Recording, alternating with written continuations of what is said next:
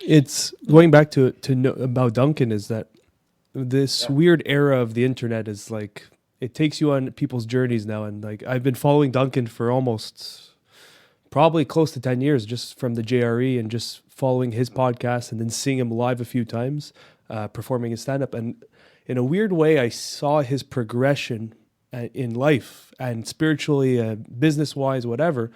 And Yeah. seeing this show come to fruition and being on TV now, it was like in a weird way because I never met Doug. Oh, I've met him briefly in crowds, but never actually had a friendly conversation with him. It was almost like a friend Yeah. seeing my friend be successful. And when that happened, I was just like, holy fuck. And I had this sense of like deep gratitude and I was so proud of him.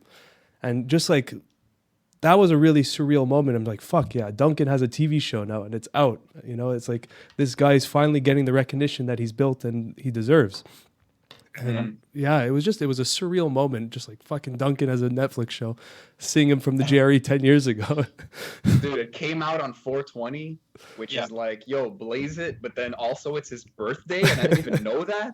And I Right. was like, oh man, this guy's like a warlock. Like this guy was born on 420. Yeah, he is. He's a warlock. That's describe it. Just for those who don't know Duncan that well, like when he came to Montreal to perform for stand up, he opened for Joe Rogan. He had the entire theater. We were about 3,000 people, all chanting Om, and Oh wow. he was holding an incense, doing some satanic chanting. And it was the weirdest experience. I don't know how he got this whole place to just chant Om for 10 minutes, just on a repeat. And he was just doing That's this crazy prayer. It was the funniest thing. It was just, that's Duncan.